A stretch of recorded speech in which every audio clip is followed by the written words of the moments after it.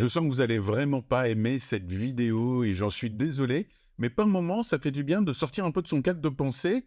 Justement, on va parler de la pensée positive et de se dire, mais en fin de compte, est-ce que c'est logique que je pense comme ça et est-ce que je peux pas rentrer un petit peu facilement dans certaines croyances? Donc, on va parler de deux choses aujourd'hui, la pensée positive et la manifestation. Alors, j'ai mes notes, hein, donc si vous me voyez regarder de côté, c'est normal. C'est un article scientifique qui a été fait aux États-Unis l'année dernière, en 2023, sur plus d'1 millier de personnes, avec des statistiques, etc. Je ne vais pas vous noyer dans les statistiques qui concernent la pensée positive et ce qu'on appelle la manifestation. Je vais vous montrer un peu les côtés positifs et puis surtout les risques qu'il y a. Et les risques, en fin de compte, c'est pas tellement vous qui les prenez, c'est ceux qui veulent à tout prix vous faire croire à la pensée positive qui vous poussent à les prendre, et vous allez comprendre pourquoi. Alors déjà, la pensée positive, c'est quoi? La pensée positive, hein, ce sont des phrases qu'on se dit, une manière de penser, d'être, qui consiste à se dire en gros, si je pense que je vais réussir mon projet, ben, j'ai plus de chances de le réussir que de penser l'inverse. Vous allez me dire, la palisse, c'est la même chose. Hein. Si tu ne crois pas en ton projet, tu as quand même moins de chances de réussir que si tu y crois. Mais c'est poussé un peu à l'extrême. Et donc, on a des gens, et j'en connais, qui sont toujours dans il faut voir le positif, il faut parler positif, il faut penser positif. Et il y a ce truc positif, un peu comme si ça cachait le négatif, comme l'autruche. Et puis, ce qu'on appelle manifestation, qui fait, je crois, plus de 30 milliards de vues sur TikTok en hashtag, la manifestation, c'est la même chose. Avec en plus une donnée supplémentaire, c'est qu'il y a une croyance que l'univers, le karma, le cosmique, chacun va y trouver le terme qu'il veut en fonction de d'où il a appris son truc, eh bien, va contribuer d'une certaine manière parce qu'il pense, il va se connecter à quelque chose de plus grand que lui et qui va lui permettre de se connecter donc à une sorte d'univers, on appelle ça comme on veut, je vais mettre le mot univers, ça sera plus simple, et que ça va augmenter ses chances de réussir. Alors, on s'aperçoit qu'il y a à peu près 35% des gens qui ont cette pensée positive et cette manifestation, en tout cas qui sont habitués à ça. Alors on est sur des Américains, donc ce chiffre est certainement plus faible en France, parce que les gourous de ces approches sont moins faites, et ça dépend vraiment des milieux. Notamment dans le monde du marketing de réseau, c'est un truc que tout le monde nous balance tout le temps, et c'est pour ça que je voulais vous faire comprendre pourquoi on nous le balance et pourquoi ça paraît si évident alors que quand vous allez dans d'autres univers, c'est des trucs dont on parle jamais. Qu'est-ce qui se passe? Qu'est-ce que nous dit cette étude? La première chose, c'est que la pensée positive a un avantage. Je parle bien de la pensée positive, je parle pas de la manifestation. C'est qu'elle nous donne une meilleure estime de nous-mêmes et que dans les situations d'échec, elle nous donne plus de résilience. Deuxième statistique intéressante, elle nous donne une sensation de plus réussir. Donc on a une vision plus positive de nous-mêmes, mais aussi de notre réussite. Troisième statistique, elle n'a aucun effet sur la réussite concrète. On retrouve sur des choses concrètes, que ce soit par exemple les gains, que ce soit des niveaux d'études, que ce soit des changements dans la vie, donc d'accord, des choses qui se sont factuellement passées, aucune corrélation. Zéro. Alors pourquoi ça existe? Vous allez le comprendre. Et quand on a, en plus de cette croyance positive, la manifestation, donc on est reconnecté à quelque chose d'autre, on s'aperçoit que ça n'a aucune importance non plus. L'univers ne va pas t'aider à réussir un trade en crypto-monnaie, je suis désolé pour toi, ou à réussir ton business, ou à être heureux dans la vie. Pas plus que le simple fait d'y penser, même si ça va agir sur certains éléments. C'est pas cool ça.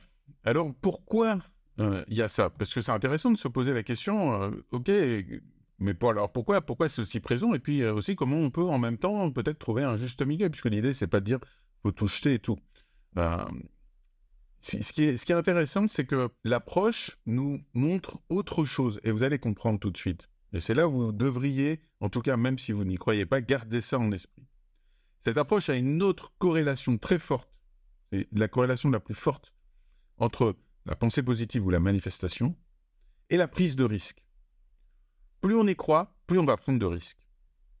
Et comme par hasard, alors c'est vraiment le hasard, hein, je n'y fais vraiment évidemment aucun lien, on se rend compte que dans ce qu'on pourrait appeler l'industrie de la réussite, les gens qui nous vendent des crypto-monnaies, les gens qui nous vendent du trading, les gens qui nous vendent de l'entrepreneuriat, comme du marketing de réseau, eh bien, sont friands de cette communication.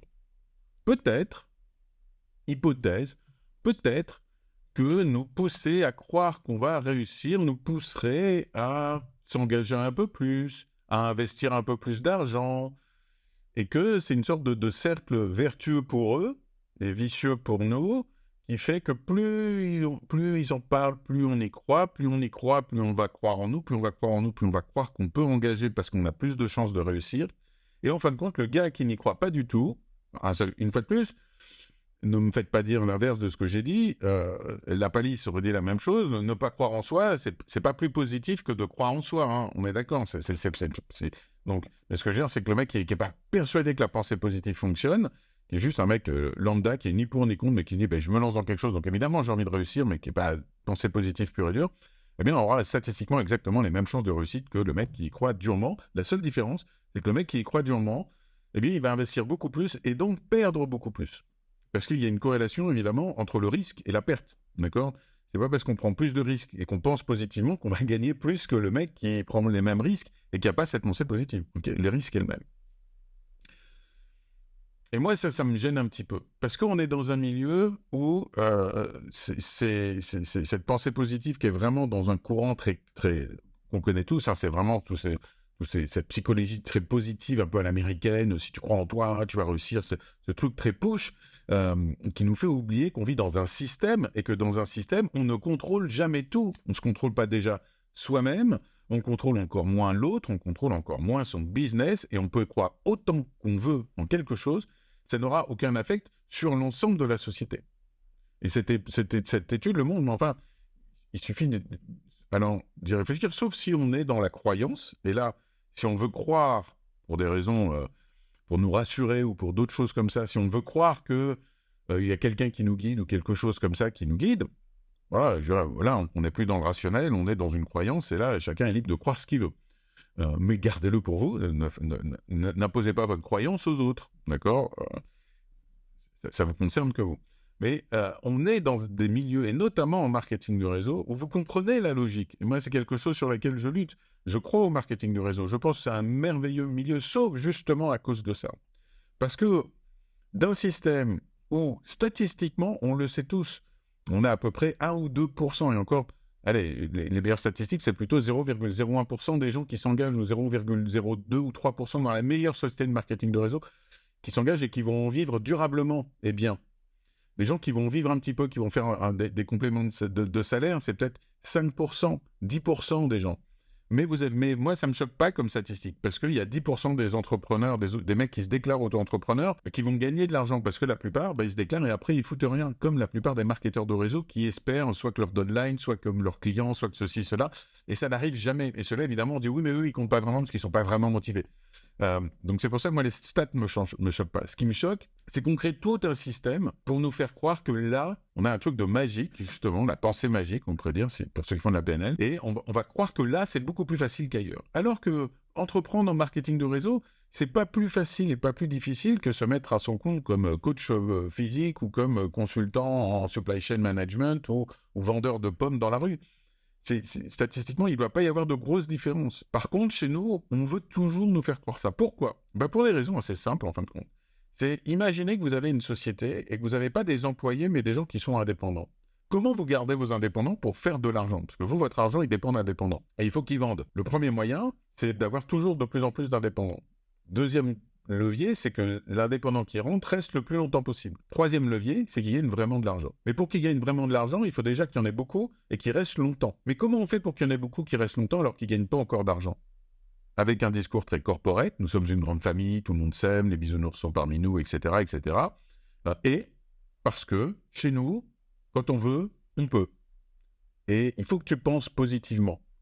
Et c'est aussi un discours de beaucoup de leaders qui, d'une certaine manière, quand vous avez un problème, ils vous font culpabiliser parce qu'ils vous font comprendre que, en gros, tu ne penses pas assez fort à ta réussite, mais si tu voulais vraiment, tu pourrais vraiment. Que c'est pas vrai, il n'y a pas de problème, d'ailleurs, ça marche pour les autres, et donc, pourquoi ça ne marcherait pas pour moi ? Ce qui est absurde comme raisonnement. C'est pas parce qu'il y a quelqu'un qui arrive à faire le grand écart que ça va marcher pour moi et que je vais faire le grand écart. Ça n'a aucun sens. C'est pas parce qu'il y a quelqu'un qui s'appelle Steve Jobs et qu'il a réussi à faire une entreprise qui vend, une entreprise continue à vendre pour des milliards et des milliards, que demain, je vais créer des ordinateurs et des téléphones qui vont se vendre pour la même chose. C'est pas parce que ça a marché pour lui que ça marchera pour moi. Ça n'a aucun sens logique. Mais on a envie d'y croire. Et plus on a envie d'y croire, plus on accepte ce discours. Et plus on accepte ce discours, plus on est bercé par ce truc où un jour, mais c'est pour ça que j'aime pas ça, où un jour, ce rêve se brise. Et on se dit, ils se sont foutus de moi. Ils ont abusé de moi. Ils m'ont fait croire des choses qui n'étaient pas vraies.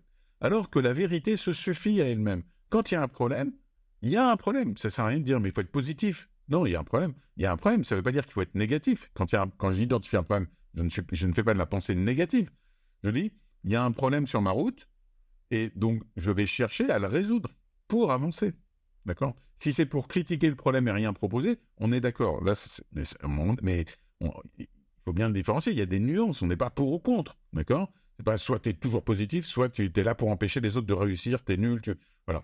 Et nous, on est dans cette croyance, on est dans ce mouvement où on veut à tout prix nous faire croire que si on ne pense pas positivement, on est nul et que c'est de notre faute. Et que donc, si je ne réussis pas, c'est parce que je ne pense pas assez, je n'ai pas fait appel assez soit à l'univers, au karma, à mon esprit, à n'importe quoi. Mais c'est évidemment pas la faute du système, c'est pas la faute de l'entreprise, c'est pas la faute de Apply, c'est ma faute. Et on est dans des trucs où on finit par culpabiliser quand on ne réussit pas. Jusqu'au jour où on se dit, mais je me suis fait vraiment avoir. Parce que quand on prend un tout petit peu de recul, ben, si vous téléphonez pas à des gens, si vous appelez pas vos prospects, si vous créez pas du lien avec vos prospects, si vous prenez pas un cahier ou une feuille ou un tableur Excel, peu importe, où vous notez les gens que vous contactez, où vous les relancez, où vous travaillez, pensée positive ou pas, si vous faites pas ça, vous aurez personne. Alors, une fois de plus, pour moi, la pensée positive, c'est avoir un objectif, se fixer des étapes, avancer. Quand il y a un problème, voir le problème. Ça me rappelle Anthony Robbins qui dit « pensée positive, bullshit ».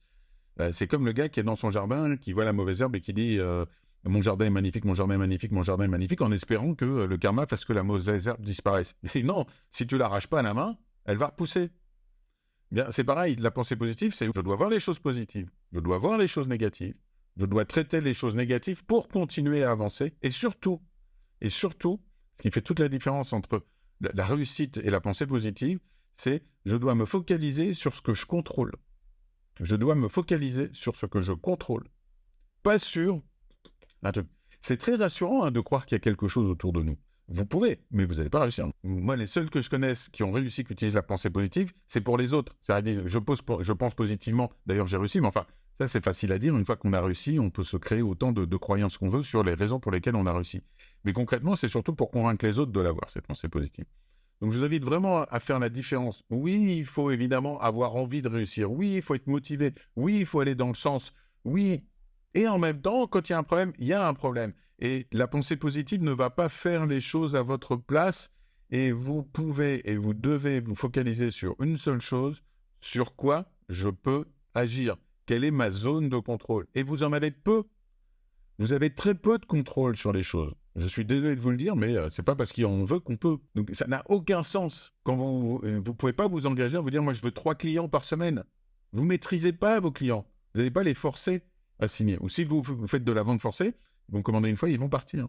Par contre, vous pouvez contrôler le nombre de personnes que vous allez voir chaque semaine, le nombre de prospects que vous allez contacter, le nombre de relances que vous allez faire, le nombre de publications que vous allez faire, le nombre de fois où vous allez présenter votre activité à des nouvelles personnes ou travailler sur ce genre de choses. Ça, vous le contrôlez.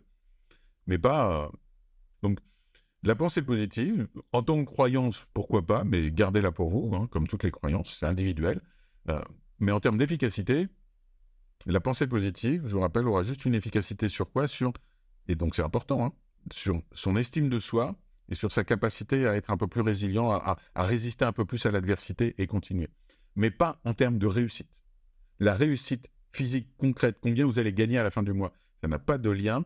Et en plus, ça va vous faire prendre beaucoup plus de risques que vous n'en auriez pris autrement. Et d'ailleurs, vous le savez très bien. Et les gens autour de vous, ils vous le disent, mais vous ne voulez pas l'entendre parce que vous voulez croire en cette croyance. Et plus on veut croire en quelque chose, même quand les choses négatives le montrent, comme là, si vous voulez à tout prix croire, vous allez trouver énormément d'arguments pour me dire que j'ai tort. Et c'est normal, on défend ses croyances. Gardez-le quand même à l'esprit et confrontez-le à votre réalité. Est-ce que concrètement, vous avez gagné vraiment beaucoup plus? Est-ce que c'est à ça ou dû à votre travail? Est-ce que vous ne l'utilisez pas sur les autres pour les pousser à rester un peu plus longtemps, Et puis, en fin de compte, est-ce que vous ne prenez pas plus de risques? Est-ce que dans une autre activité, vous prendriez exactement les mêmes risques que là où vous êtes? Moi, quand j'entends des gens, ils me disent, ça fait 2 ans, je gagne pas d'argent dans le MLM où je suis, mais je continue, et puis là, il y a une dernière formation, là, j'ai compris. Ça y est, c'est bon. Ok, ok. Tu fais n'importe quel autre boulot, est-ce que tu tiens 2 ans à payer comme ça sans rien gagner? Franchement, sérieusement, t'aurais pas changé? Enfin, je sais pas, hein. Oui, mais il faut y croire. Mon gars, bon courage à toi.